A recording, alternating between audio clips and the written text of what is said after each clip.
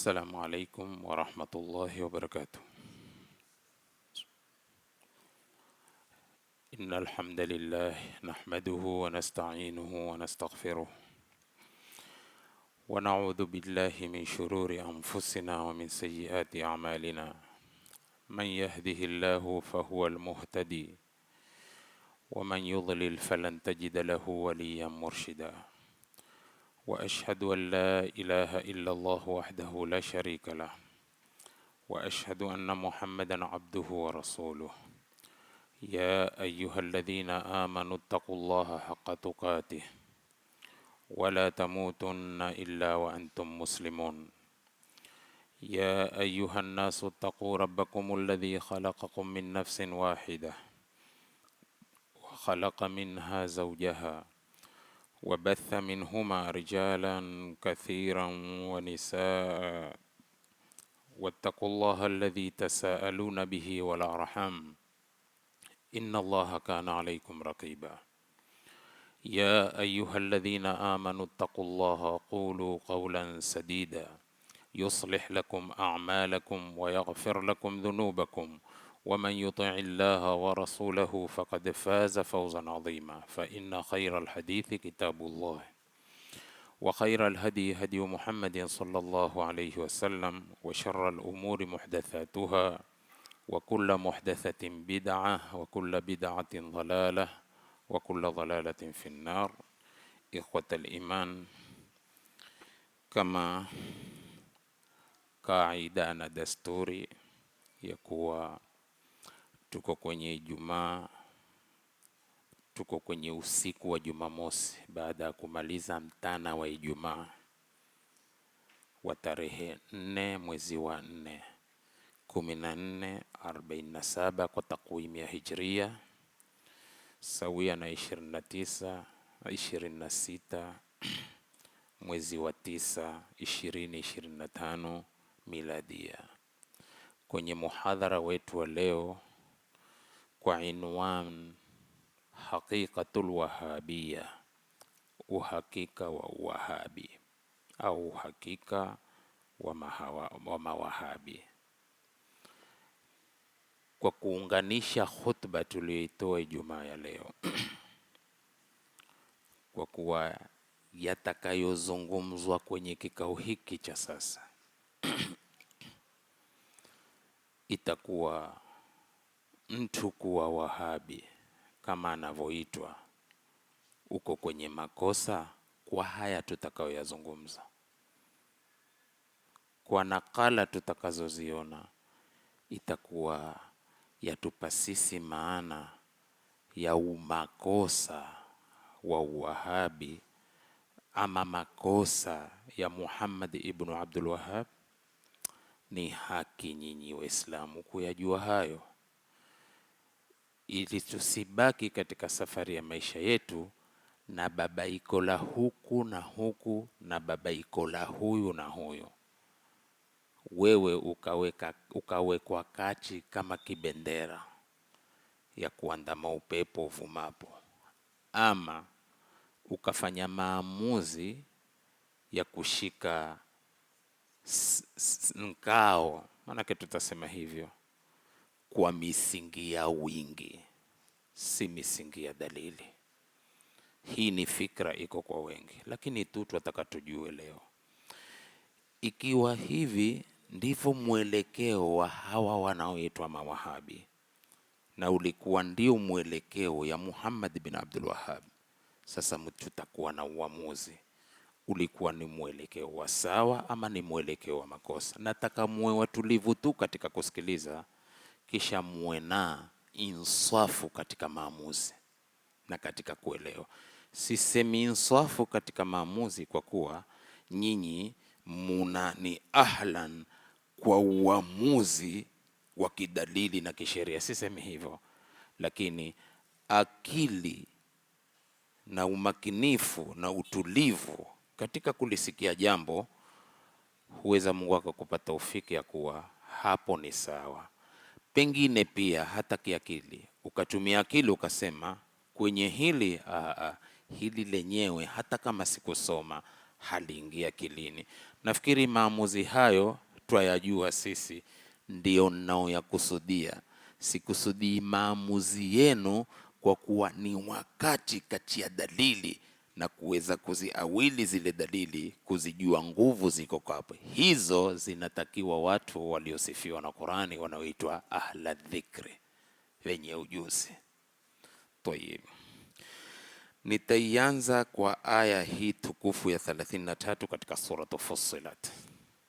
Yaqulu Allahu tabaraka wa taala, waman ahsanu qawlan, ni nani nzuri zaidi, tena hata si nzuri tu, ni nani nzuri zaidi wa maneno kunshinda nani? Mimman daa ila Allahi, kunshinda yule anayelingania watu katika ndia ya Mwenyezi Mungu, anayefanya da'wa. Nani nzuri zaidi wa maneno kunshinda mtu huyu? Wa amila salihan, kisha akawa anafanya na amali njema. Waqala, na akasema, innani minal muslimin, hakika mimi miongoni mwa Waislamu. Ni miongoni mwa Waislamu kwa kuwa amesalim amri kwa unyenyekevu, kuandama maamrisho na kukomeka na makatazo, akasimama imara kwenye kutenda yale mema yapendwayo na Mungu, akajitahidi maneno yake yawe maneno mazuri zaidi, kwa kuingia katika saha ya kulingania watu katika ndia ya Mwenyezi Mungu. Huyu mtu maneno yake ni mazuri sana. Ndugu zanguni katika imani, kwa insaf kwenye kikao hiki chetu chema leo, hebu na akili pia ziwe makini kabisa. Hapa tumeanza nani nzuri wa maneno zaidi kuishinda mwenye kulingania watu katika ndia ya Mwenyezi Mungu, kwa Qur'ani na kwa hadithi. Sasa likitokea kinyume na wasfu huu alosifiwa mtu mzuri wa maneno, waweza kutukua uamuzi kwa akili, kwa kuwa hili hapa alilolinena ndio hao yatakiwao katika mazuri zaidi.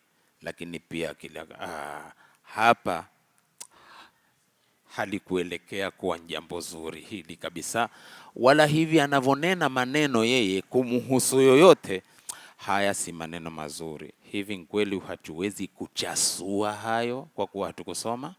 Twaweza. Na siku zote mwenye kujitahidi awe kwenye msimamo na mstari wa sawa, Mungu humpa taufiki kumwelekeza katika sawa, kwa sababu hamu yake ataka kujua sawa iko wapi kwenye hili, sawa iko wapi kwenye haya. Tayib, Alwahabia ni nini maana yake? Fi mujamil maani. Mbona mada hii jemeni? Mada hii kwa sababu tumepokea na kusikia, nani mashahidi, kwa kia kila mtu hujiita ni ahlu sunna, na akenda akachefua upande mwingine kwa si watu wa sunna. Takupa mfano, hata kukija kupambana tu kuambizana ukweli uko wapi kati ya hawa wanaoitwa mawahabi ambao ni ahlu sunna wal jamaa, kwenye introduction watu ambao ni kinyume na hawa, tuseme watu wa tariqa, watajieleza ya kuwa leo sisi watu wa maulidi, pengine pia usema watu wa khitma na mengineo, ambao ni ahlu sunna wal jamaa, twapambana na mawahabi. Sasa imagine hii picha kwenye hadhara, wenye kusikiliza taona hawa walojiita hivi ahlu sunna wal jamaa, hili nkundi sawa la pambana na watu wanaoitwa mawahabi. Hawa mawahabi automatic kwa watu ambao hawana, ni awamu nas, wataliona kwamba kwa hili ni kundi bovu. Maana wale wanalisema ni ahlu sunna wal jamaa, wapambana na mawahabi. Mawahabi nkina nani? Ili usije ukatoka tukasema una habari, hawa walosema sisi watu wa maulidi, sisi watu wa khitma, sisi watu wa mengine yoyote ambayo twapingana nao kwa hayo. Wamejiita wao ni watu wa twarika na ni twarikatu ahli sunna wal jamaa. Leo wanapambana na mawahabi. Hawa mawahabi watu waovu, automatic moja kwa moja watakiti hapo. Sasa tuelewe mawahabi kina nani? Maana kila mtu anasema sisi ni ahlu sunna wal jamaa. Ahlu sunna wal jamaa kwa mwelekeo gani wa maandiko, ili upate kuwa na mizani? Hawa ndivyo wanaoitwa mawahabi. Kama si nimewambia katika member, sisi pia huitwa ni mawahabi, na stori zilizoko watu wa ovu kweli kweli. Lakini sasa ukienda kwenye watu wasema sisi ni ahlu sunna wal jamaa twapambana na mawahabi, we moja kwa moja utasema mawahabi ni hawa watu wabaya, wampinga mtume, wakatao khitma, wasiotaka kumswalia mtume, watu kadhaa kadhaa, mbovu mbovu. Ndio tukauhusisha huu muhadhara. Asallahu an yuhditha ba'da dhalika amra, kwa watu kupata taufiki ya Mungu kuelewa mambo yalivyo, wapigane katika kufuata barabara ya sawa. Maana alwahabia fi mujam almaani aljami', maana hiya alwahabia katika mujam almaani aljami' asema alwahabia min fi'li wahaba yahabu wahban wa wahaban wahibatan fahuwa wahibun wa wahubun wa wahabun wa wahabatun. Katika tasrifu ya kilima kama hiki kwa upande wa lugha ya Kiarabu. Tayib.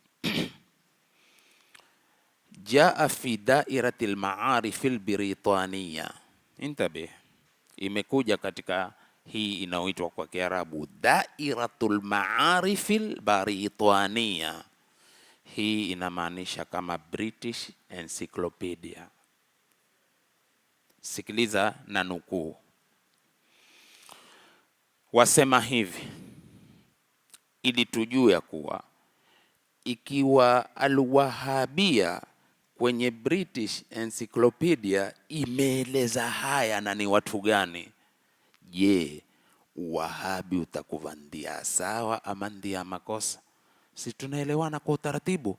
Nataka hivyo tu, wala sikukulazimisha kwa kuwa elewa hivi. Wata tu tuweke wazi kwa kunukuu yaliyoandikwa. Asema hivi na nukuu: alwahabiyatu, mawahabi, fikra hizi za kiwahabi ama mawahabi, hii alwahabiyatu ismun liharakati tathhiri fil Islam, ni jina la harakati za kutwahirisha katika Uislamu, ni jina la haraka za kutwahirisha katika Uislamu. Walwahabiyatu, na mawahabi hawa na wahabi vile vile ingia. Mawahabi yattabi'una ta'alima rasuli wahdahu, wanafuata taalimi, mafunzo ya mtume peke yake.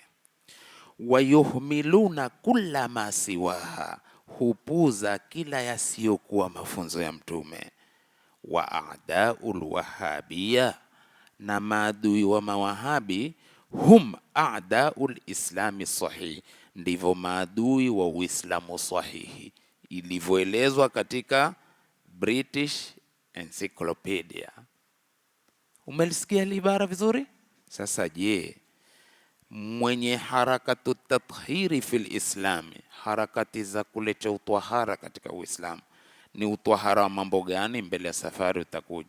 Mathalan, kumtwahirisha mtu awe na akida sahihi ya kumwabudu Mungu mmoja, kumtwahirisha mtu kwa usahihi wa itikadi safi ya kuitakidi Mungu, kumsafisha mtu awe yeye anaitakidi mwenye kudhuru na mwenye kunufaisha ni Mungu, mwenye kuitakidi ya kuwa aliloliandika Mungu kukufikia lingazuiwa na walimwengu litakufikia, mwenye kuitakidi ya kuwa lililoandikwa na Mungu lisinifikie lingasukumwa na walimwengu halinifikii, na kwamba harakati zozote za uadui kinyume na mja wa Mungu mpaka ipiche kalamu ya Mungu likufike ama likukose, Je, mtu akisimama kwa misingi ya harakati hizi, misingi hiyo huwa ni ya sawa, ni ya makosa?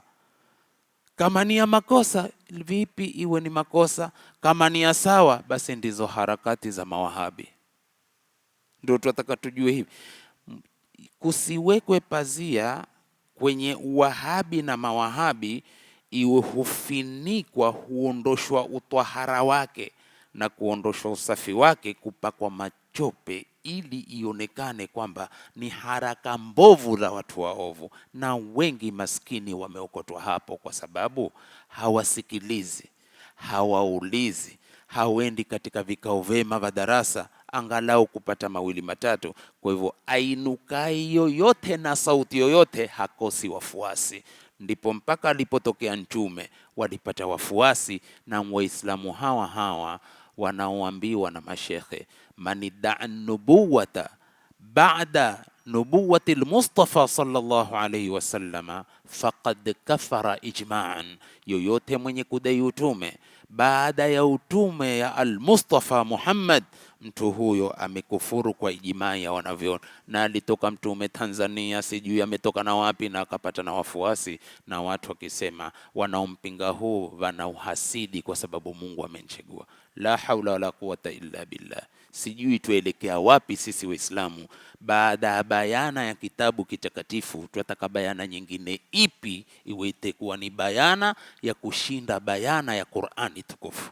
Maafa yako hapo ndugu zangu nika katika imani. Tayib, haya, baada ya kunukuu haya, alwahabia lafdhatun yutlikuha khusumu Sheikh Muhammad ibn Abdul Wahhab rahimahullahu ta'ala. Temko hili walielekeza na kulitafsiri na kukusudia mahasimu wa Sheikh Muhammad Abdul Wahhab rahimahullah ala da'watihi, ukhusuma huu wadunga kwenye dawa yake. Dawa gani? Intabihu ya jamaa, ila tajridi tauhidi, kwenda kuipwekesha tauhidi, mina shirkiyati, kutokamana na shirki nyingi, wa nabdhi jamii turuqi, na kutupilia mbali tarika zote, barabara zote, illa tariqa Muhammadin sallallahu alaihi wasallam, isipokuwa tariqa ya Muhammad, barabara ya mtume Muhammad. Mafhum? Wa muraduhum fi dhalika, kusudio la hawa waungwana kuhusu hilo, tamfiru nasi min da'watihim, ni kukimbiza watu kwenye dawa ya Muhammad Abdul Wahhab, au ni kukimbiza watu kwa hawa wanaowaita mawahabi, wasaddihim amma daa ilay, na kuwaziba wao na kile alichokilingania. Yote haya, na hapa ambapo tuendelea na hii safari ya hii bathi, huwa uwahabi ndia ya makosa na mawahabi wamefuata ndia ya makosa, na Muhammad ibn Abdul Wahhab alikuja na makosa ili kuiharibu dini safi ya mtume ya kutoka mbinguni, ile aliyosema Allah, inna dina inda Allahi alislam, na ile aliyosema Allah, waman yabtaghi ghaira alislami dinan falan yuqbala minhum wa huwa fil akhirati min alkhasirin, bali linsanu ala nafsihi basira walau alqa maadira.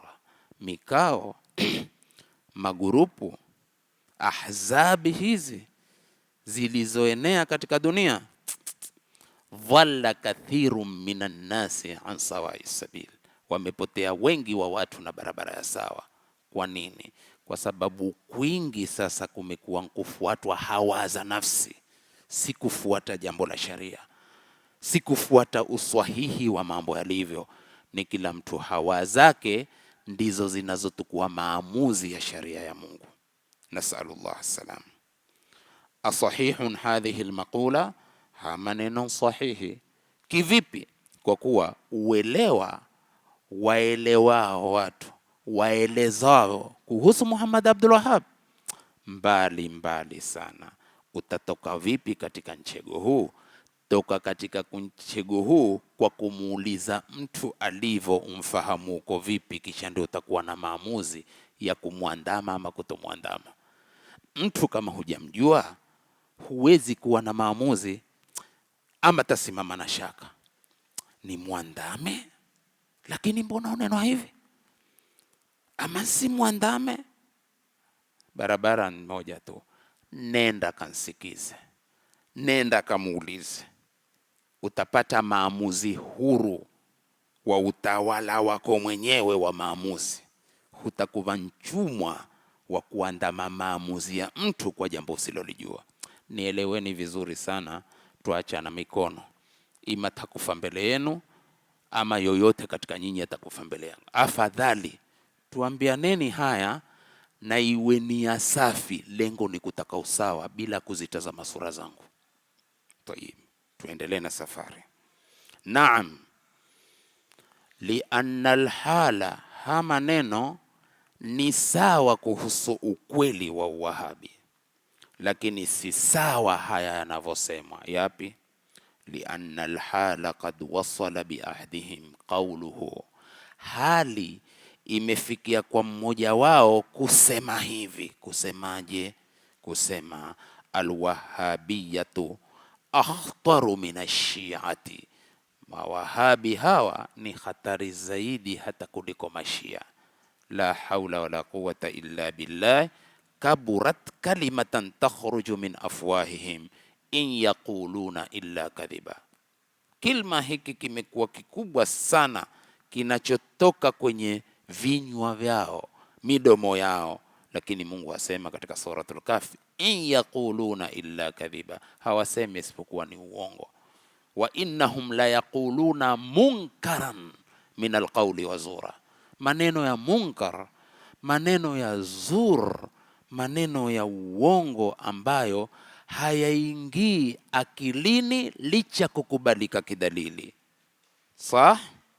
Basi kuna wanaosema mawahabi wana ugonjwa muovu hata kushinda kensa na ukimwi, na husema katika hadhara zao wakawa hata hawajali lolote. Subhanallah. Twende, hii ni aya 5 katika suratul Kahf. Kunu ma'i ikhwatul iman. Wayaqulu Allah, Allah tabaraka wa taala anasema faman adhlamu, kana kula anasema waman ahsanu qawlan. Ya salam, ni nani nzuri wa maneno? Mimman daa ila Allah. Angalia na hapa kwa kuwalenga hawa mahasimu wa hii dawa, Mwenyezi Mungu asema katika Yunus 17, faman adhlamu, ni nani dhalimu zaidi? Hata si dhalimu tu, ni nani dhalimu zaidi? Mimman iftara ala Allahi kadhiba, kunshinda mwenye kumbandika Mungu uongo, au kadhaba biayati, ama kudhikadhibisha aya zake. Kukadhibisha aya kama hizi, Mungu mwenyewe ameeleza kwa mfumo wa swali, waman ahsanu qawlan mimman daa ila Allahi, nani nzuri wa maneno zaidi? Ainuke mtu maneno yake mazuri ikawa ni Qur'ani. Yako maneno mazuri zaidi kushinda maneno ya Qur'ani? Waman asdaqu min Allahi haditha, waman asdaqu min Allahi qila, qul sadaqa Allah. Asema katika khutbatul haja Muhammadun alayhi salatu wa tammu taslim, fa inna khayra alhadithi kitabullah. Shuf, khayra alhadith, maneno mazuri nno. Leo kwenye maneno mazuri wewe ugeuze ubatike na upachike uongo, ili yaonekane mazuri ni maongo, ni ya uongo, na wazuri waliosema mazuri wawe ni waongo na maneno yongana. Hii ni khiana kubwa sana kumfanyia mwenzako katika ukanda wa dini. Hao tueleweni vizuri sana, na tutakufa na tutakenda mbele za haki, na una haki itahukumiwa kwa haki, kwa ukweli. Mafhumu? Ndivyo inavyotakiwa ndugu zanguni katika imani. Sheikh Hamani rahimahullahu ta'ala fi kitabihi alhamawiyya lilislam. Mafhum?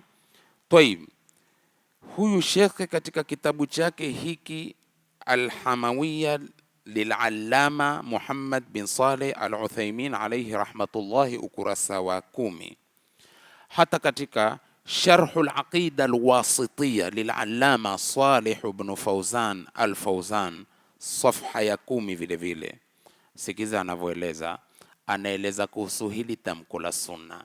Sasa liangalie hili tamko, maana yake ulifanyie mukara na uunganishe na hawa wanaochangaziwa uovu, hususan Muhammad ibn Abdul Wahhab na kwa jumla wanaoitwa mawahabi.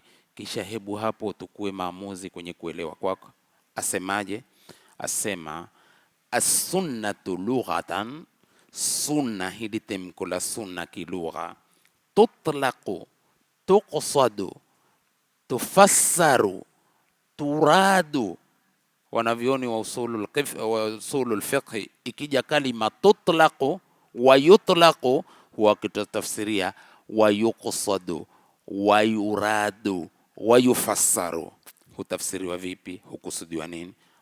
Yuqsadu ala tariqati almaslukati, hukusudiwa tamko la sunna twarika inaofuatwa, barabara inaofuatwa, awil mutabaati, hivyo hivyo, ama ile inaofuatwa kanat hasanatan au sayiatan, ikiwa nzuri ikiwa mbovu, huitwa sunna hiyo.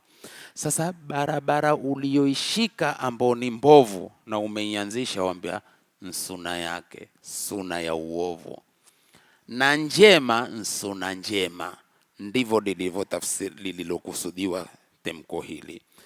Na temko lenyewe katika istilahi ahli alhadith, katika sharia ya watu wa hadithi, wasema hivi: temko la as-sunnatu hiya kullu ma udhifa ila nabii sallallahu alayhi wasallam, ni kila kilichotegemezwa kwa mtume sallallahu alayhi wasallam, min qaulin, kutokamana na neno, au fi'lin, ama tendo, au takririn, au kukubali, kunenwe ama kutendwe mbele yake na anyamazie. Kisha wakenda katika kulitambulisha, au sifatin khalqiyatin au khuluqiyya, ama sifa za kiumbile, vile mtume alikuwa, yani umbile lake alikuwa hivi katika shamailul muhammadiyya, au khuluqiyan, ama sifa za kitabia, tabia yake mtume ilikuwa ni hivi. Yote iko katika utaratibu wa Waislamu wafuatilie kutaka kujua hii sunan ni nini, maana yake sah. Wa inda alfuqaha, haya twende kwanza ili tusitoke kwenye uanzilishi wetu. Hivi nyinyi maamuzi yenu, ikiwa mwataka kilichoswihi katika aliyoyanena mtume, mwataka kilichoswihi katika alichotenda mtume, wataka kufanya jambo alilolikubali mtume kunenwa mbele yake na akalinyamazia, ama kutendwa mbele yake akanyamazia, mtu alotukua mfumo wa kuwataka haya, kutaka haya huwa nkutaka maovu ama nkutaka mema. Ndivyo alivyokuwa Muhammad ibn Abdul Wahhab, na ndivyo tulivyo sisi mutuichao mawahabi. Yani jitihada zetu twataka hivyo, na kukosa hakuna budi, kwa sababu alkamalul mutlaq lillahi tabaraka wa taala, ukamilifu wa kihakika ni wa Mungu aliyetukuka. Tayib. Wa inda alfuqaha, na mbele ya mafaqihi wasema hivi: ya'nuna biha, ay ya'nuna bisunna, wanamaanisha sunna, ma yuqabilu alwajiba, ni kile kilichokabiliana na wajibu, awil fardha, ama faradhi. Useme hili ni la wajibu, hili ni la sunna, hili ni la faradhi, hili ni la sunna, kwa mbele ya fuqaha. Bimaana almustahabbi awil mandubi, wakimaanisha jambo hili ni mustahab, kitu kimependekezwa kwa kuwa katika sunna, awil mandubi, ama kimesunishwa. Fahia kullu ma fa'alahu ar-rasul, ni kila alichokifanya mtume sallallahu alayhi wasallam, au raghaba fi fi'lihi, ama akahimiza katika kufanywa kwake, la ala sabili lilzam, si kwa njia ya kulazimisha, bal ala sabili listihbabi wa nadbi. Hayo yote yako katika mfumo wa somo la usulul fiqh. liko jambo kama la wajibu ambalo limekuja ala wajhi ilzam, na kuna jambo ambalo ni mandhub limekuja ala wajhi istibab, na haya yameorodheshwa katika ahkamu shar'iyya taklifia. Tayib, kisha kuna aljamaa. Sasa hawa walojitahidi kutenda kila alilolifanya Mtume na hawataweza kumpata kwa yote, ama kile alichokihimiza. Angalia, amehimiza Mtume mabarobaro waoe, na mabarobaro kufa kupona hutefuta namna wawe na majumba. Hivi mabarobaro wakawa wamesimama kidete, watefuta cha halali na mahari ya halali, kwa kuwa Mtume amelihimiza la sunna kwa kusema faman raghiba an sunnati falaysa minni. Hawa mabarobaro huwa wana makosa, huwa wameenda mabarabara ambao ni ya makosa. Ni haya jamani, mambo chuunganishe ili yaungane yawe nchinjo mmoja, tusiaate akachisie na yaweza kuungika, lakini hatuungi kwa sababu tukiunga tutakuwa tumeukacha nkao. Ni makosa jamani, tuendavo huenda sivyo sisi katika dini hii yetu, huenda kimbirimifu. Tumeelewana jamani?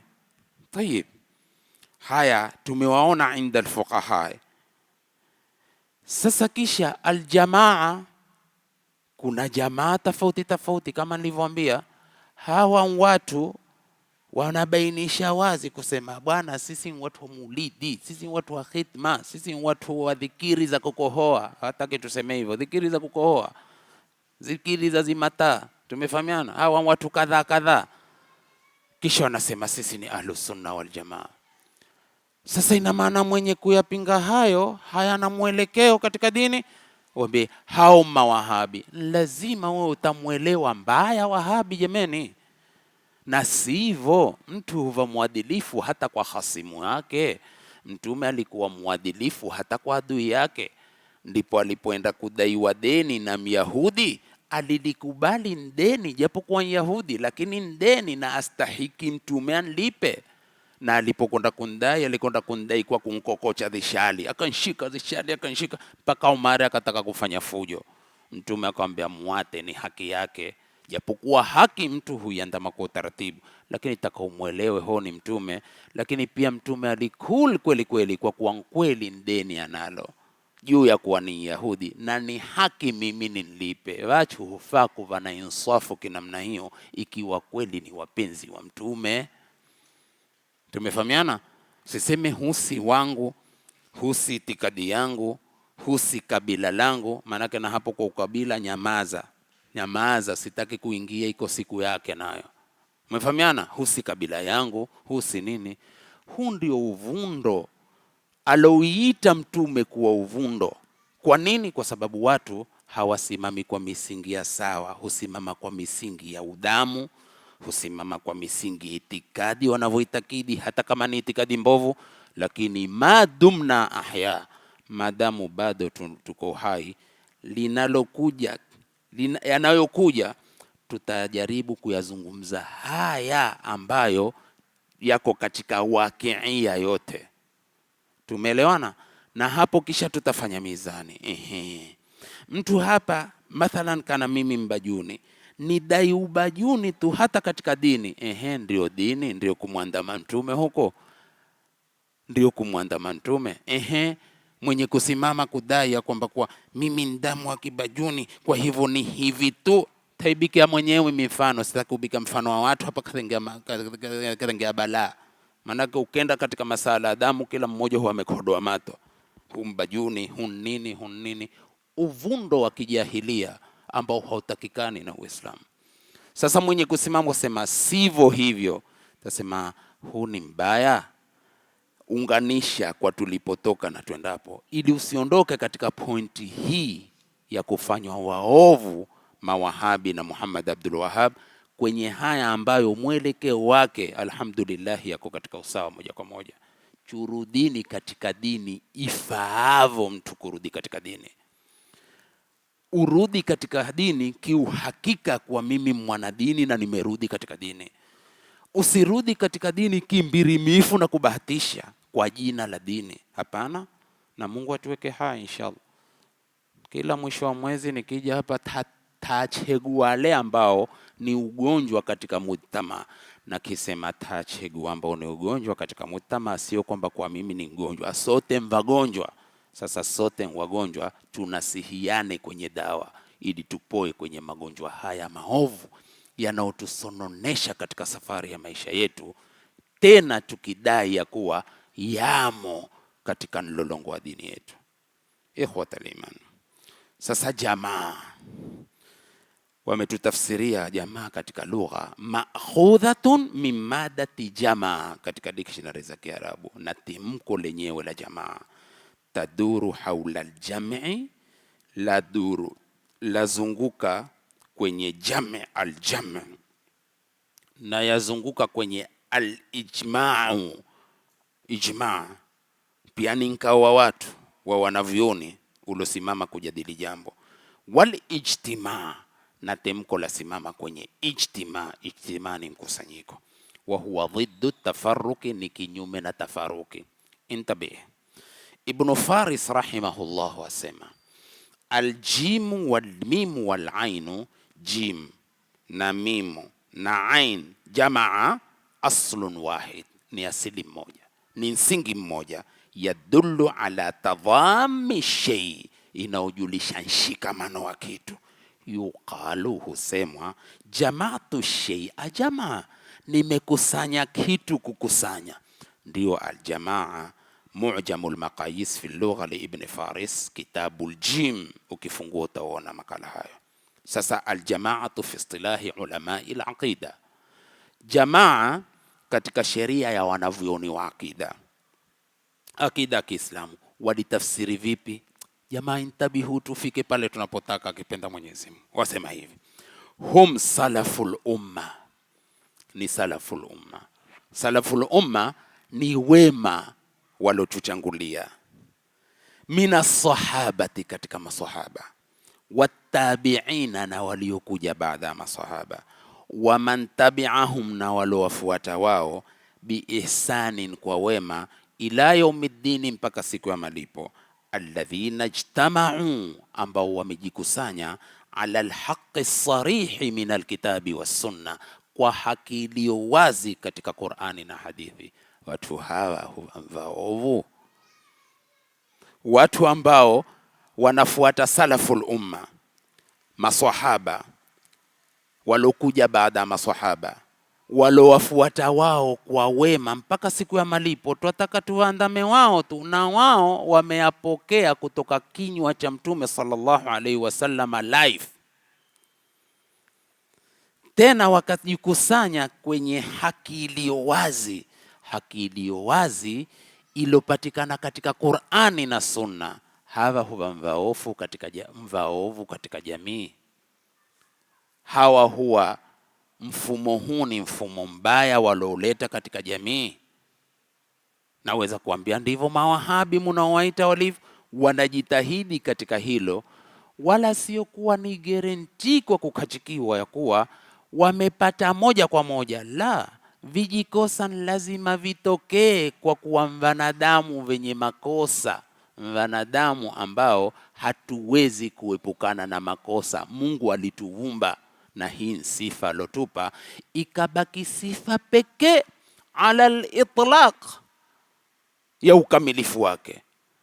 Ndipo ulama wetu wakosema al-kamalul mutlaq lillahi tabaraka wa taala, ukamilifu wa kihakika ni wa Mungu. Wewe huna ukamilifu wa kihakika kwa sababu mwanadamu. Tayyib, sharh al-aqida at-tahawiyya li Ibn Abi al-Izz صفحة 68, شرح العقيدة الواسطية لابن تيمية تأليف العلامة محمد جليل حراس صفحة 61. عبد الله ابن مسعود رضي الله عنه تلميذ رسول الله صلى الله عليه وسلم, mwanafunzi wa Mtume صلى الله عليه وسلم, asemaje? Tunamnukuu, intabih, aljamaatu jamaa ma wafaqa alhaqa, ni ile iliyoafiki haki. Siku zote kikundi kikiafiki usawa, hiyo ni jamaa ya usawa. Wa in kunta wahdaka, hata kama mpeke yako Haya ni maneno yaliyozungumzwa na Abdullah ibn Mas'ud radhiyallahu anhu. Jamaa ni iliyoafiki haki, hata kama mpeke yako wewe ni jamaa. Sasa inaweza haki kapigwa vita kweli kweli, haki watu wakajiunda kivita kimaneno na kivitendo, si dalili ya kuwa si haki, kwa kuwa wapinzani ni wengi. Limadha? Kwa sababu mizani ya haki haiko kwenye wingi wa watu. Mizani ya watu iko kwenye kuthubutu kwa misingi ya dalili. Hapa ndipo palipo chomozi. Watu kwenye wengi ndio hunena ndio haki.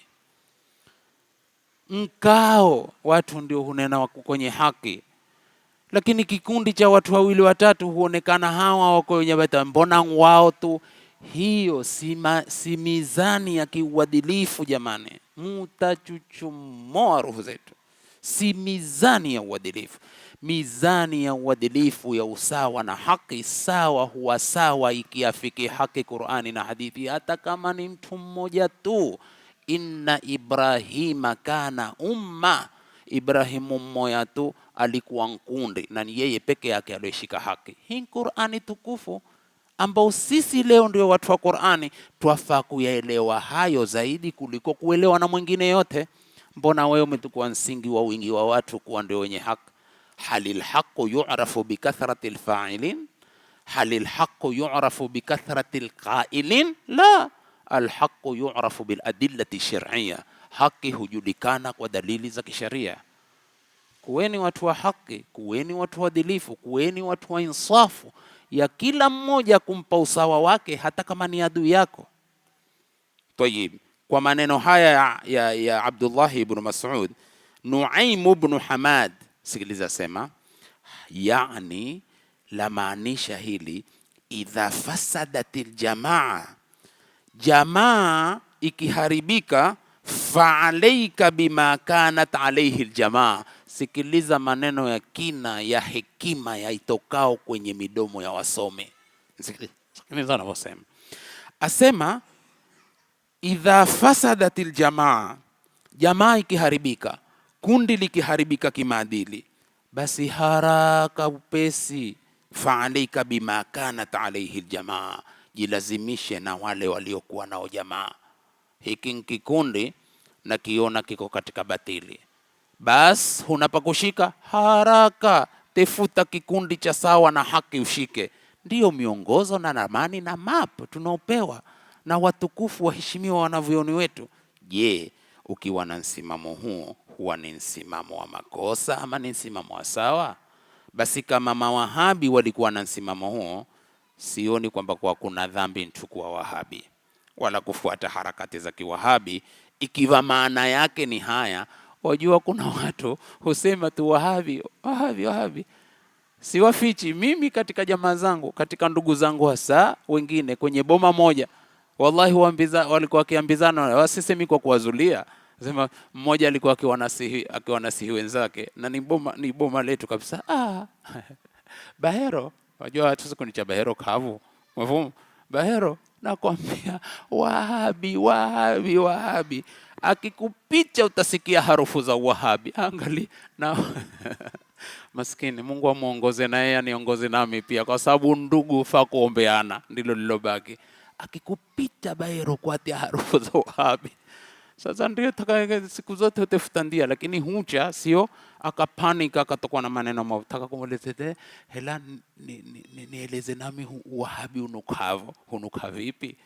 Ili kinsikia mwenzangu nimwambie wewe kuombeka na mimi na wewe pia wahabi. Hai, imeelekea chuki mpaka watu kuona wahabi sasa wameujua hata wahabi harufu zake. Basi ikiwa wamejua harafu, na sisi pia tumejua bida harufu zake. Nchua bida kitupicha hiya tukinu sasema huni nchua bida kwa harufu, hatuendeni tushindane. Lakini mambo henda hivyo jamani, yasende hivyo. Mambo yende kwa misingi na haki ya ukweli na insafu katika kulisimamia la ukweli. Basi hata kama ni wewe peke yako, si peke yako, uko na Mungu wako aitakao dini hii ilo letwa na mtume, iliongozwa na maswahaba kwa amri ya Mtume na walokuja baada ya maswahaba, na akatwambia Mtume, wa khairal hadi hadi Muhammadin sallallahu alaihi wasallam, hautakuja uongozi ukawa ni uongozi bora kuliko mwongozo wa Mtume Muhammad.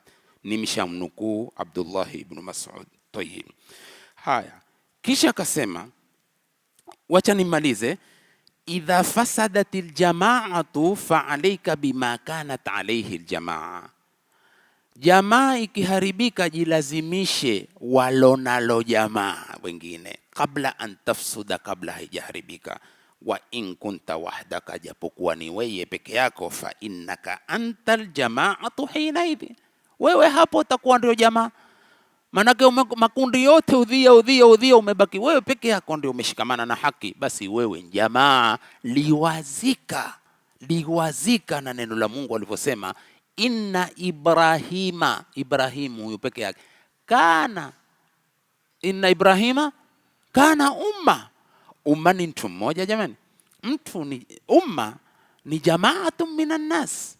Sasa ikifikia ni wewe tu kuishika haki, ishike wewe tu haki peke yako, lakini musichefue kwa misingi ya magurupu, wala musiwatweze watu kwa misingi ya haki. Ile haki mukaibambanya kwa sababu zozote mulizozishika, ambazo si sababu za misingi itakiwao kisheria. Tuna kitabu cha sheria, kitabu chetu cha sheria ni Qur'an. Huwezi kutoa maamuzi yoyote kwa kisichokuwa kitabu cha Mwenyezi Mungu Subhanahu wa Ta'ala. Ukitoa maamuzi kwa kisichokuwa kitabu cha Mwenyezi Mungu, hujapata maamuzi ya sawa. Sasa mimi nikukuondokea tu, kenda katafuta maamuzi ya sawa. Ndiyo jitihadi wa wapenzi wa sunna, wala si jitihadi ya wapenzi wa sunna kwa kujiita tu sisi wapenzi wa sunna, kwenye kujitahidi kulifanya la sunna, na yale ya kupicha hupicha tu, yakubali yamepita. Ikiwa ni makosa ni makosa, tutashika yale ambayo ni ya usawa, bora tu watu wasimame kwa usawa. Tayyib, sasa kisha akasema, in kunta wahdaka fa innaka antal jamaa. Haya dhakarahu al-Imam Ibn al-Qayyim. Imam Ibn al-Qayyim kayataja haya fi Ighathatil Lahfan, kitabu chake Ighathatul Lahfan, volume ya kwanza, safha 70, wa azahu ila al-Baihaqi. Wa hunaka asma'un li ahli sunnati wal jamaa, pana majina watu wa sunna, ahli sunna wal jamaa. Sasa angalia katika kulitafsiri kila jina, mtu akijitia kimatendo kwa haya huwa ni nkosa. Ikiwa si nkosa, basi Wahabi hauna makosa, wala Muhammad Abdul Wahabi hana makosa. Innahu alfirqatu najia, ahlu sunnati wal jamaa ni kikundi kinachojulikana kama alfirqatu najia, kikundi chenye kupacha uokofu, kikundi chenye kuokoka, kikundi chenye kufaulu. Sasa ukijitahidi wataka niingie katika kikundi cha kufaulu, mtu kujitahidi kufaulu ni uharibifu ama ni ufanifu jamani? Ndivyo mawahabi wanavyojitahidi. 2, humu taifatul mansura, ni kikundi ambacho ni mansura, almansura, kilichopewa ushindi. Sasa ukisoma maadili ya sunna alivyokuwa Mtume na masahaba zake, kwenye yote, kwenye maneno, kwenye matendo, kwenye zile zinazoitwa sulukiyat, ukijitahidi taka niwe na ramani hii, huwa ni muovu mtu huo.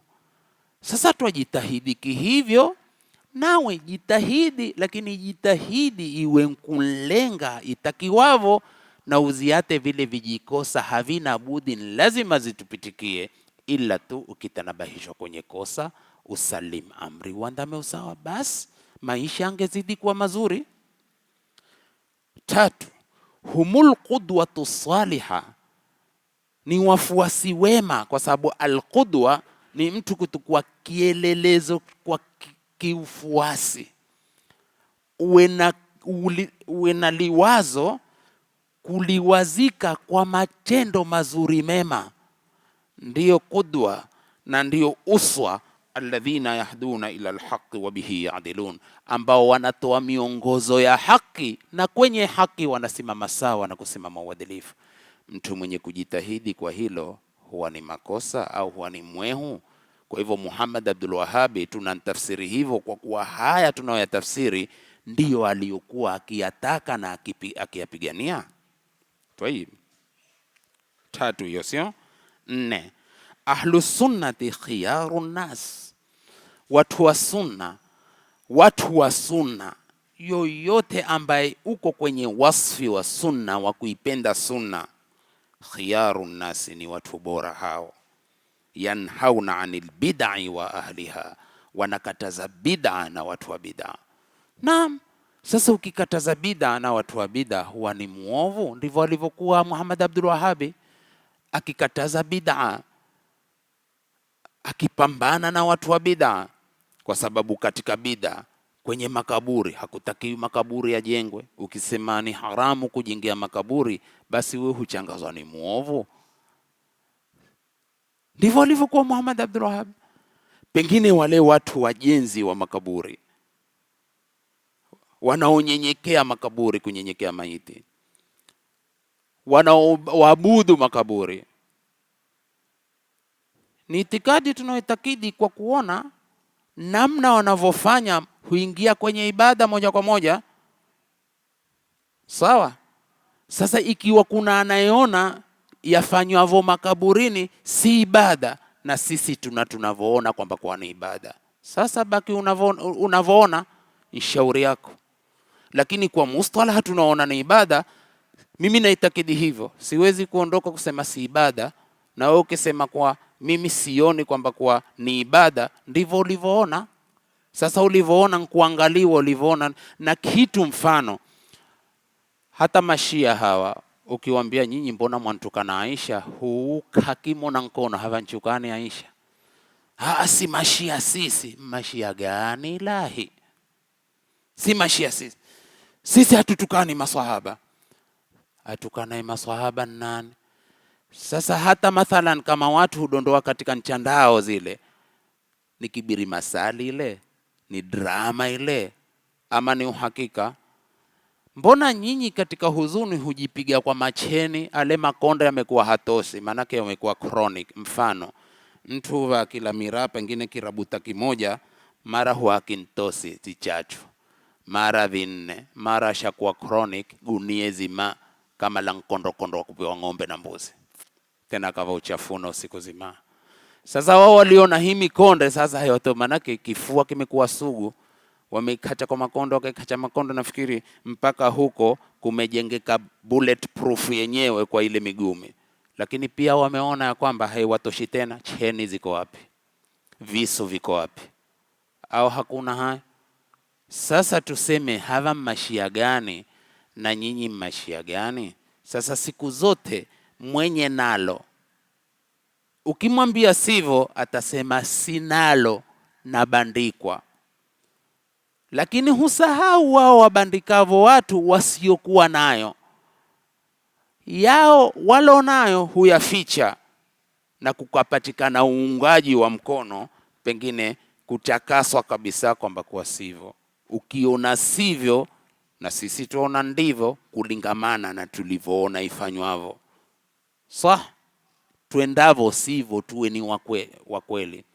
Kisha kitu chingine, ndugu zanguni, dini tukiipeleka kwa misingi ya shitaha, wallahi kushtahiana kuko, lakini si dini. Kwenye dini kuna utakikana sawa, hata kama mbila ya uchesi. Sawa sawa, dini litakiwalo la usawa. Lakini kuregeza kabisa katika dini, huko ndiko kuharibu la dini. Lazima tuambianeni na yaja kikweli kweli. Kila kitu kulegeza tu, kila kitu kulegeza. Tutakeni kuwa ndugu, lakini tutakeni kuwa ndugu kwa misingi itakiwao watu kuwa ndugu. Twendeni vizuri sana na tutayaleta vizuri sana. Hayana udhia. Muhammad ibn Abdul Wahhabi alisimama, amekuwa ni mwovu, hataki masala, alikataza masala kujengewa makaburi. Kaburi ujengewa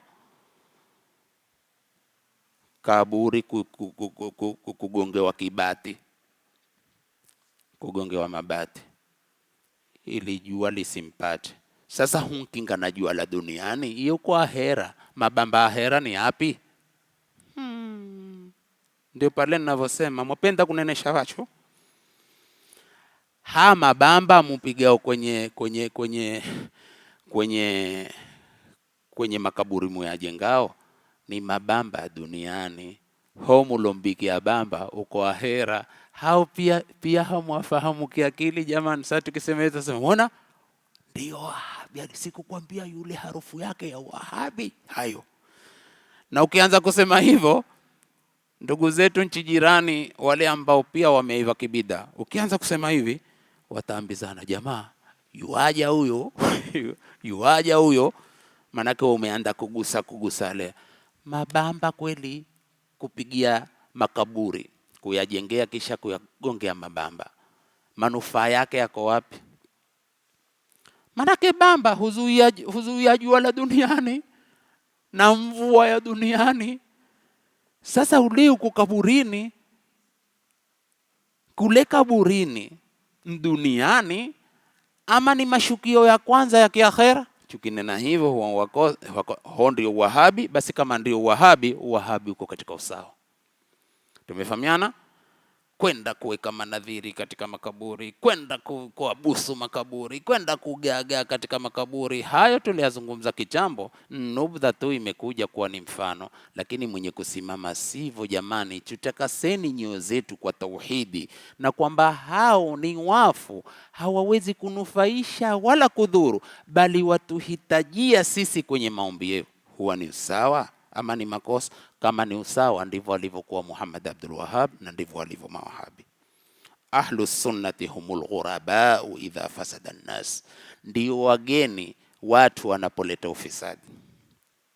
Wageni ndipo kaona umeona kila anayejiunga kusema mimi nataka kujitahidi kwa ahlus sunna wal jamaa ataonekana ghariban kweli kweli, kitu kigeni mpaka haya.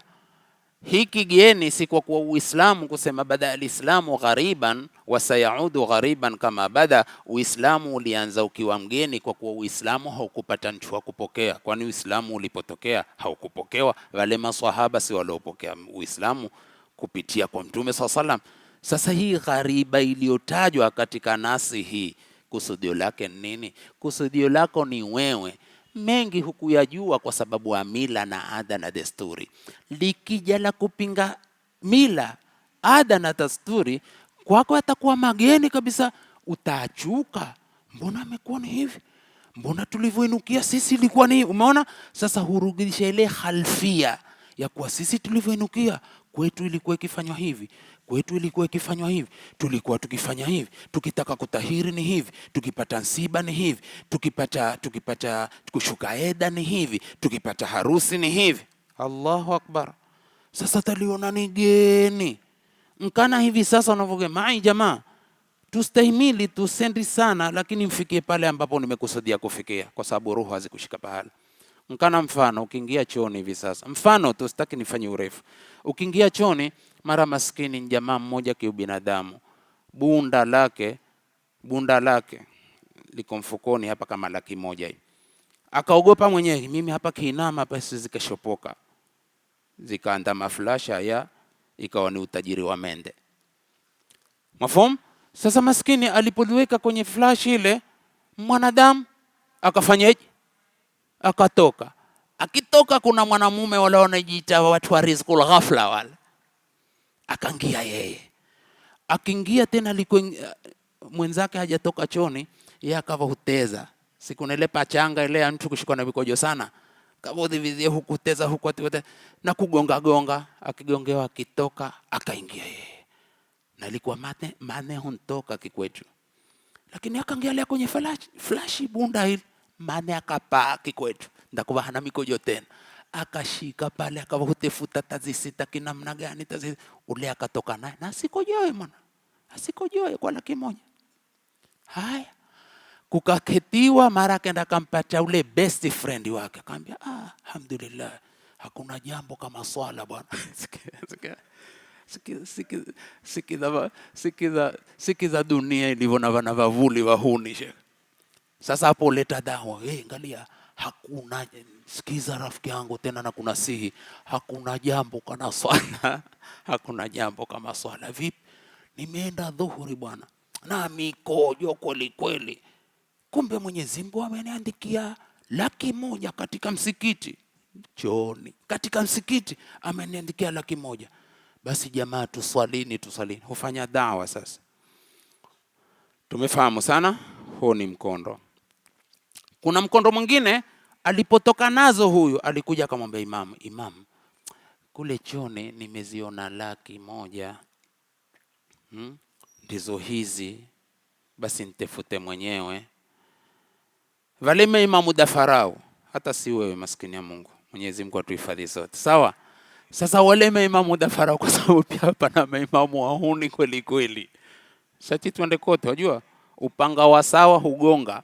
Hata uweza ukanigonga mimi, kwa kuwa kuna maduati pia wakora kweli kweli, na sisi katika maduati nkumuomba Mungu atuhifadhi. Mara yule imamu nkora mwambie, wewe mbona umekuja kunambia mimi? Akaambia, wewe paka sasa ni mzuka, ina maana wanitafuta mwenyewe? Hapana, hii ni riziki bwana, tena bebe ndani ya choo cha msikiti. Sasa wanitafuta mwenyewe. Watu namna wanavyotafuta pesa namna hii Kenya hii, huenda kufanya kazi na farasi haingii, na ukimpacha hakutoshi, sio lugha. Sasa takuwa tafsiria hilo neno, umeona? Sasa ile wewe kuntafuta mwenyewe kumpatia ile lake limekuwa geni kule geni. Huu ni mtu wa Mungu gharibu kweli kweli, si mtu wa kisasa. Mtu wa kisasa hipachi 100,000 akantafuta mwenyewe. Ndivyo tulivyoharibikiwa sisi. Ndipo nikwambia Uislamu kwanza ni mgeni, siku ulikosa wenye kuwapokea. Hapana, lakini kila lijalo kwenye Uislamu la pambana na ada na desturi zako. Sasa waliona lile la Uislamu ni geni kule, ndio watu wakahuona kukata nguo fupi kugeni. Kwa nini? Kwa sababu wao wamezoea mafagio wa manuspaa. Sasa kionekana mtu amekata kanzu, gharibu kweli kweli, vikando. Mafhumu? Akionekana mtu amekaa ndevu, haki ya Mungu hutolewa na maklipu, mtu akawa hukashifu ndevu. Pengine mtu akasema kwamba fulani na videvu vake. Wewe ujue hiyo unaokashifu ni sunna pendekezo aliyependekeza Mtume Muhammad sallallahu alaihi wasallam. Nini? Ameona geni lile la mtoto mdogo, pengine Mwenyezi Mungu akawa amemuotisha ndevu mapema na akawa ameziweka, yeye huona gharibu. Tena mtu aweza kuambia huifanya nchu nzima kabla siku zako, wadhiva siku za uchu nzima we mwana huifanya nchu nzima. Sasa hili nini? Umeona limekuwa gharibu, jambo geni. Ndio huu ugeni wa Uislamu uko hapo jamani, yatosha kwenye mifano mingi kabisa, na iko siku wakitafsiri bada alislamu ghariban wa sayaudu ghariban kama bada. Tayyib, sasa ahlus sunnati humul ghuraba idha fasada an-nas. Watu wamezoea balbu tu, si ndio? Kila usubuhi kinuko ende kwenye kioo pale ukure mpaka utoke damu. Mafahamu? Uwe ukiangalia wewe na ni mtu na mke wako wenzima mvidundudundu kwa kule kushanua wakati wote. Watu wamezoea hivyo. Sasa siku wale mazoea hayo akiata midevu akisawasawa, kuna watu hataliona ni geni hilo, hata waweza kuikashifu sunna. Basi ndivyo walivyokuwa Muhammad bin Abdul Wahhab, na ndivyo walivyo mawahabi. Ndia yako sawa ama ndia makosa? Ahlus sunnati humul ladhina yahmiluna alilma, wale watu wa sunna. Mimi nasema yoyote mtu wa sunna hapa, mtu asitukue kwamba angalia wajipeleka kwa tuapenda sisi hivyo, watawfiqu min Allah tabaraka wa taala. Lakini yoyote ambaye ni mtu wa sunna au aitakaye sunna atakiwa hivi, yahmiluna alilma, wameibeba elimu, wayahzunu nasu lifiraqihim, watu sikitika kwa kuondoka watu wa sunna. Mtu wa sunna ilikuwa akifa huwa ni msiba mkubwa sana, lakini angalia katika ulimwengu tunaoishi, mtu wa sunna mwenye kujitahidi katika sunna yoyote atakavyokuwa, wallahi adui wa sunna huenda kwake ikawa ni furaha, na aweza kusema sasa tumepumzika kabisa. Mumepumzika kwa jambo gani? Kwa jambo la kuwa fulani alikuwa katika hili akitukera sana. Hivi ndivyo itakiwa watu kuishi jemeni? Au hiyo ndio manhaji itakiwavyo? Ni nafikiri mmenielewa sana. Tayeb, Ahlus sunnati humul mu'tasimuna almutamassikuna bikitabillah, wenye kushikana waloshikana na kitabu cha Mwenyezi Mungu, wa sunnati rasulillahi sallallahu alaihi wasallam, na sunna ya mtume sallallahu alaihi wasallam, wama kana alaihi sabiquna alawwalun, na yale waliokuwa nao waliochangulia wa kwanza, min almuhajirina wal ansar, katika muhajirina na ansar. Mtu akisimama msimamo wa kuandama hao huwa ni mvundifu katika dunia hii, kama anavyokashifiwa Muhammad Abdul Wahhab na alwahabia kwa jumla. Walihadha, kwa sababu hii tu, qala fihim an-nabiy sallallahu alaihi wasallam, alisema kuwahusu watu wa sunna mtume ni wale ma ana alaihi wa ashabi, wale ambao mimi niko nayo yalo ninawafanya na maswahaba zangu. Sasa ndio hii mizani, ndio watu wakawa katika kusoma kwao na kusikiliza kwao wamesikia hili amelifanya mtume, hili mbona hakulifanya mtume, hawa hufanya, wakatukua maamuzi kwa mafunzo kama hayo. Tumefahamiana? Kana mfano, ndiyo mtume alihimiza ziara na mtume alizuru na maswahaba walikuwa wakizuru makaburi. Sasa katika kusoma wao huona, lakini mbona vile tunavyosoma alivyokuwa mtume kwenye ziara sivyo ilivyo ziara za kwetu, ni hapo tu. Sasa kukitoka hivyo ndio huwa ni balaa, ni wahabi, ni uwahabi. Sasa kwenda kuzuru tu, mathalan ukienda assalamu alaikum dara qaumin mu'minin, kisha ukafanya na dua pale, hivi hiya ni makosa haya? Ndio wahabi kwa makosa kwa kufanya hivyo? Sawa, even vile watu kufanya kinyume na hivyo, hatakwambia hivi. Magharibi ikiadhiniwa, ikiwa umefunga saumu ya sunna ama saumu ya faradhi, wastahiki kufungua muadhini au si, ama kufungua saumu. Wewe ukisema leo tutakwenda kufungua saumu kwenye makbara, kwenye makaburi ya watu fulani, tutakwenda kuketi pale itikafu, tufanye adhkari, kisha kukiadhiniwa ndio tufungue saumu. Lazima tutakonfuse sisi. Sema mbona siku hizi pia hufunguliwa saumu makaburini? Tukiuliza hivyo huwa ni kuambiwa tu, au sivyo? Manake kwetu ni geni hilo, na kila mtoto leo ewe, siku ngine mtu huamua kwenda kufungua saumu na walioko makaburini. Sasa yote hii ni vijijambo ambao huonekana. Sasa ikiwa uko kinyume na hayo, ukitaka ziara ile ambao ndio ziara ya kiasili, huichwa ni makosa. Basi ikiwa Muhammad Abdul Wahhab na mawahabi kwa jumla huzuru kinamna hivi ilivyokuwa mtume akifanya, sioni kwamba kuwa wahabi uko katika makosa. Twendeni tumalizeni.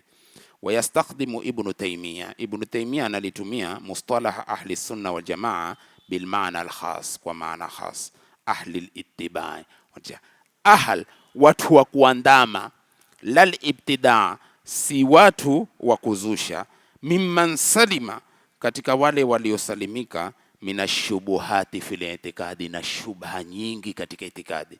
Pana watu wana shubha katika kuitakidi, kama sayakhdimu, kama anavyolitumia temko hili Ibn Taymiyyah mustalah ahli sunna wal jamaa bil maana al am, maana am nini? Ahli al millati wad din, watu wa mila na watu wa dini, ndio ahlu sunna wal jamaa. Sasa ukimwona mtu ni ahlan fil milla, ni ahlan katika dini, ajitahidi, ahlu sunna wal jamaa. Kinyume na hapo sivyo. Sasa huwezi kinyume na mustalahi hii ndio ukaiita wewe ni ahlu sunna wal jamaa, venye na mustalahi hii wewe ukawaita ndio waharibifu, mpaka ukasema sisi leo sisi ahlu sunna wal jamaa tunapambana na mawahabi. Ili ulitoe jina hili, mtu moja kwa moja akilisikia aone hili ngurupu la uvundifu, hili ngurupu la kuleta strong.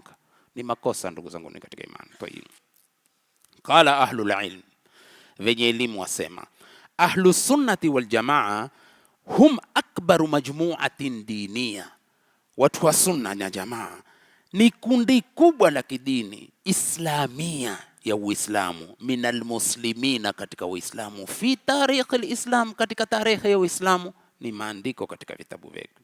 Wakana laqabu ahli sunna, na lilikuwa temko hili la ahli sunna, yutlaqu ala ahli alilmi, la kusudiwa, la tafsiriwa kwa wenye elimu. min a'immati sahabati, katika wale wanavyuoni wa kisahaba, yani viongozi wa masahaba, wa man tabi'a tariqatahum, na walofuata tariqa yao, barabara yao, almaslukata fi din, iliyoandamwa barabara hiyo katika dini.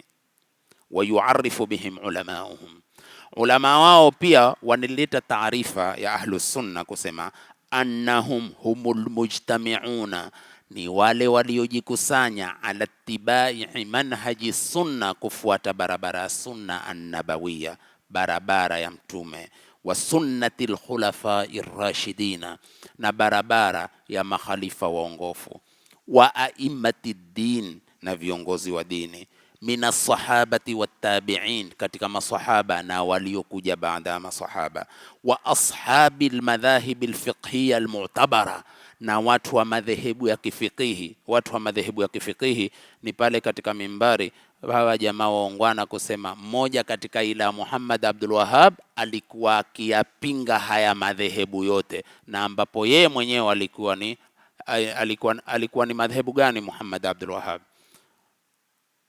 Nani anakumbuka? Muhammad Abdul Wahhab madhehebu yake alikuwa ni madhehebu gani? Alikuwa ni Ahmad bin Hanbal, lakini alikuwa akimwandama vipi? Kwa lile lililosihi dalili. Kwa hivyo alikuwa akizunguka kwenye madhehebu yote kwa ile kaulun ambao ni raje, na ambao ndivyo inatakiwa, sivyo ukite kwenye madhhab muayyanan na ikawa hata kama yapingana na nasi kwenye kujitahidi kwake, useme la, mimi ni shafi kufa kupona.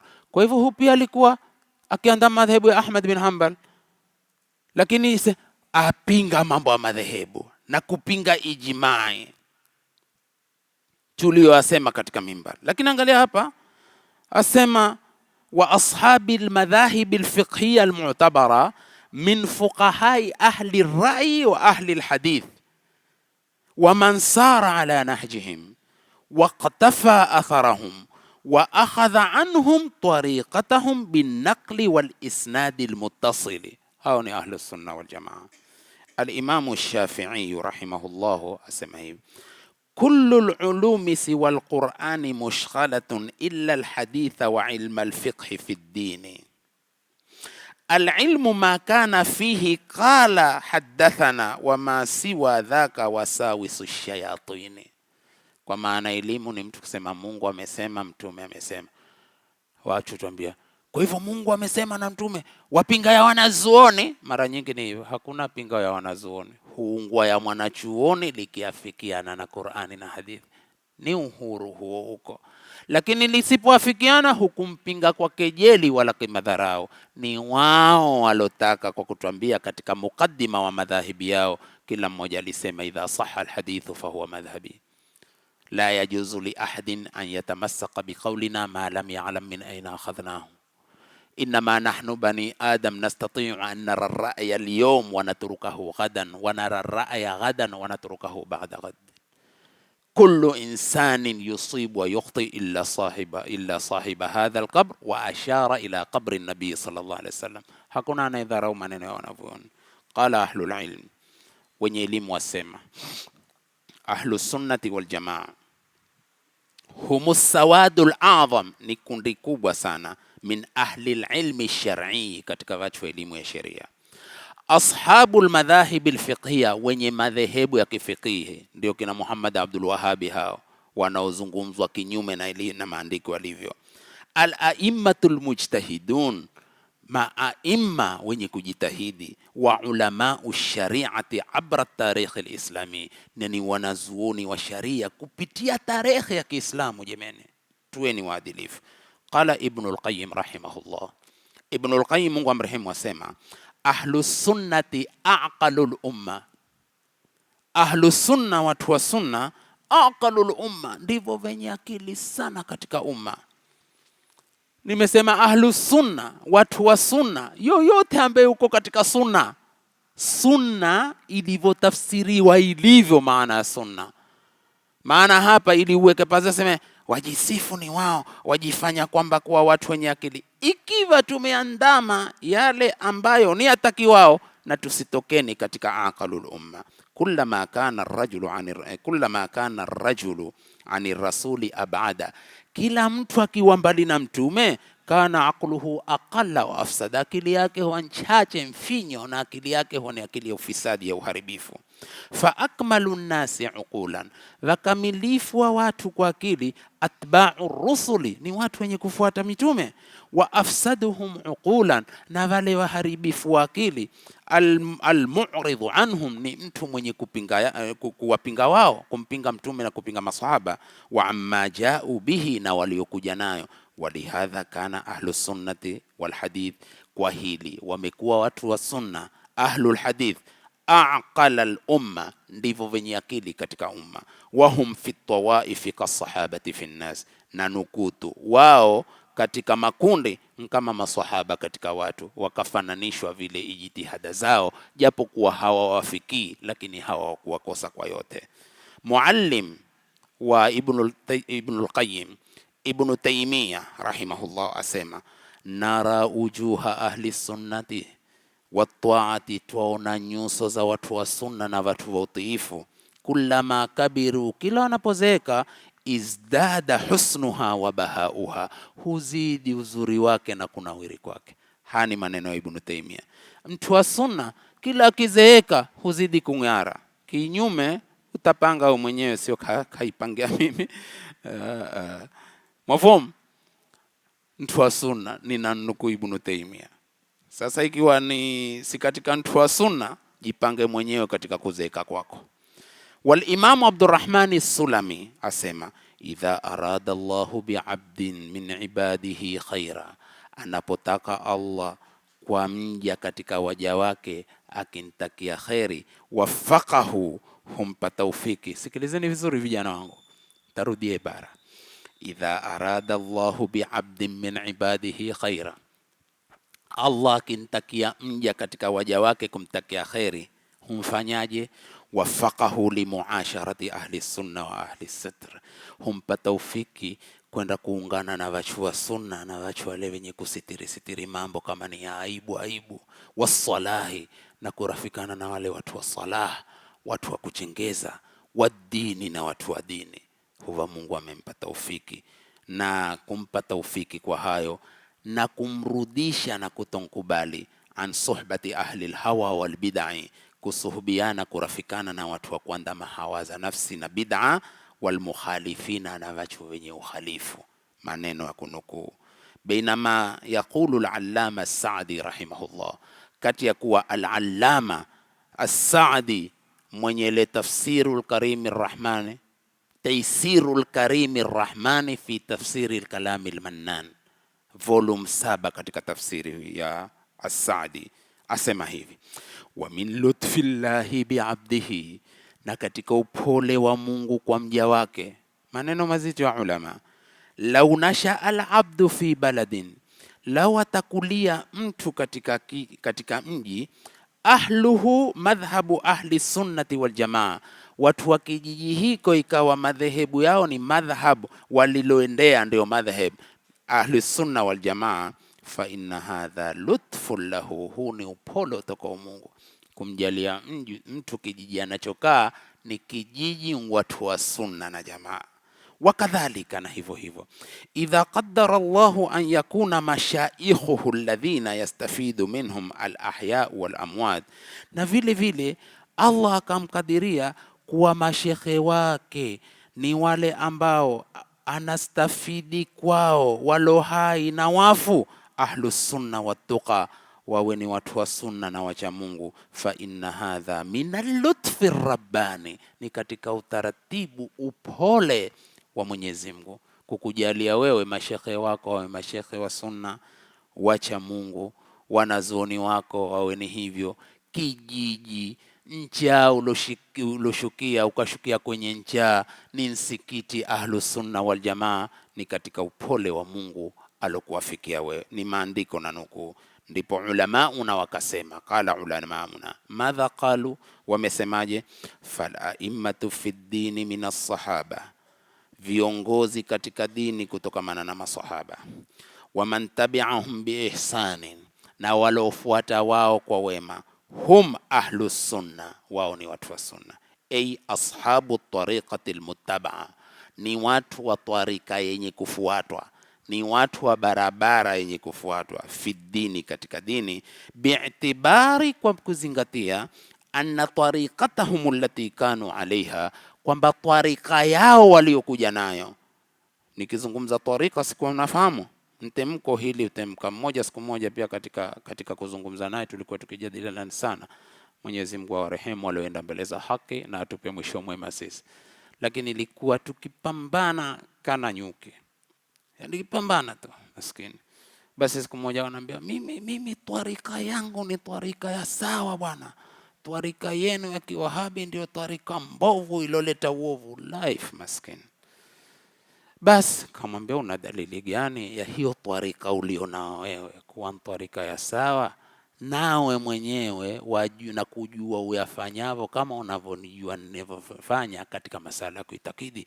Akasema Mwenyezi Mungu katika Qur'ani sisi katutaja kwamba kwa twarika yetu twarika sawa ya sawa. Wapi? Walau istaqamu ala tariqati la asqainahum ma'an ghadaka. Akashika walau istaqamu ala tariqati, kwa kuwa limetaja temko la tariqa hapa. Sasa kafanya tariqa yao, istaqamu ala tariqa. Ayo tariqa? Na huyo tulikuwa tukita ni mtu wa mulidi piwa kabisa, ni mtu wa zefe wa kihakika, ni mtu wa kuzuru makaburi kule kuna kuzuriwa kuna kochia shaka kihakika, ni mtu talbisati nyingi hata haneneki. Lakini akanambia walau istaqamu ala tariqati. Kwa hivyo kwa ulitumia hili ili ukiona at-tariqa ni ile ndia, kama kusema sahibul madhhabi huwa madhhaba, lile aliloendea katika jitihada yake na katika madhehebu yake, ndivyo nambo inafsiri. Sasa hapa sema kwa kumalizia, fal a'immatu fi dini, ulama wetu asri wanasema viongozi katika dini ama wanavyoni wetu katika dini, mina sahabati, kutokamana na masahaba, wa man tabi'ahum bi ihsan, na walofuata masahaba kwa wema, hum ahlu sunna, hao watu wa sunna.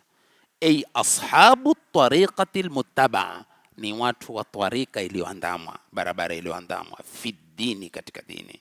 Bi'tibari, kwa kuzingatia, anna tariqatahum allati kanu alaiha, kwamba tarika yao waliokuwa nayo, qaimatun, ilikuwa imesimama, ala tibai minhajil hadi nabawi, imefuata kwa barabara ya miongozo ya Mtume. Haithu naqalu ilma dini biumumihi, kwa namna walivyotukua elimu ya dini kwa kuenea kwake. Wastanada alaihi ilmuhum, wakategemezea ilmu zao, fima bayanuhu, kwa yale waliyobainisha, wa fima stambatuhu, na kwa yale waliofanyia istinbat, wifqa usuli sharia, kuwafikiana na misingi ya sharia. Sasa talkhisan, kwa yote niliyoelezea kwenye muhadhara wetu huu na sifa zote ambazo mmezieleza zilizokusanya ahlu sunna wal jamaa, na ndivyo jitihada aliyokuwa nayo Muhammad ibn Abdul Wahhab rahimahullahu ta'ala, na ndivyo jitihada wanaofanya sana hawa waitwao mawahabi kwenye zama zetu hizi. Kwa mulivyoyapata, mtu akisema kwa kuitwa ni katika mawahabi, anavofanya hivi itakuwa uko katika sawa ama uko katika makosa? Bali linsanu ala nafsihi basira walau alqa ma'adhira. Mwenyezi Mungu atujalie min alladhina yastami'una alqawla fayattabi'una ahsana biidhnillahi alkarim. Mwenyezi Mungu akituweka uhai na uzima, tukiafikiwa kuja kukutana tena mwisho wa mwezi inshallah. Na ni kama hivyo, si guarantee uhai haukushika pahala. Mara nyingi ni lazima sisi midomo yetu sasa ikariri hivyo, ni inshallah akipenda Mwenyezi Mungu. Maana mabadiliko kwa mwanadamu ni chap chap, huwa uko hivi, ukishtuka ni mwingine. Lakini tukiwa hai na uzima, tutakuja kuzungumza na husiana na waqiia yetu kulingamana na dini hivi sasa tunavyoiandama, na hii mikao iliyoko na machefuzi ya kwenda upande mmoja, ili muwe ala bayinatin min al-amri. Nikiwashukuru sana baada ya kumshukuru Mwenyezi Mungu kwa kipindi tulichokosana, lakini sasa tumekutana tena na atatukutanisha tena Mwenyezi Mungu kwa wema.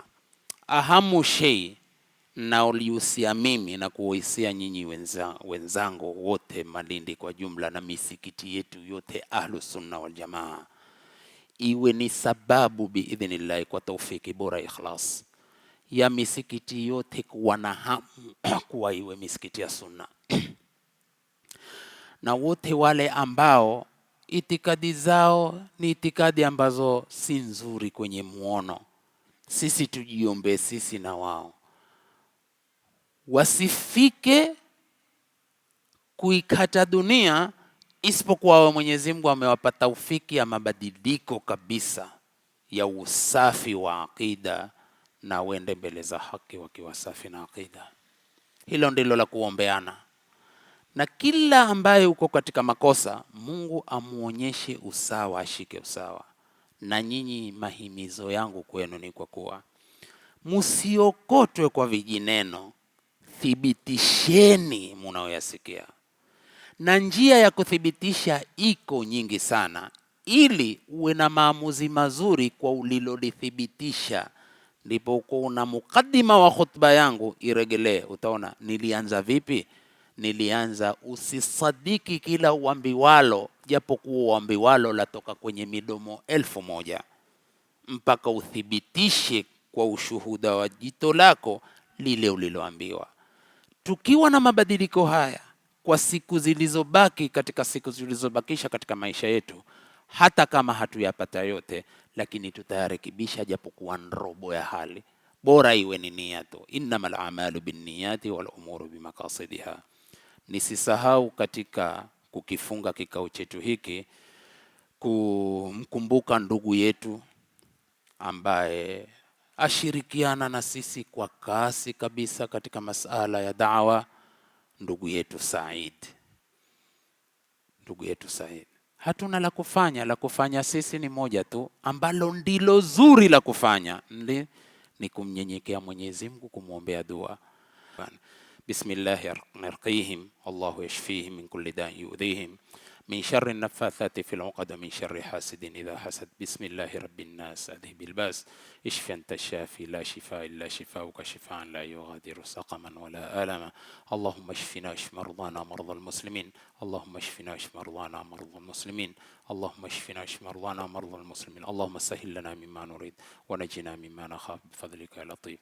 Wa sallallahu ala Muhammadin wa alihi wa sahbihi wa sallim. Subhanakallahumma wa bihamdik ashhadu an la ilaha illa anta astaghfiruka wa atubu ilayk.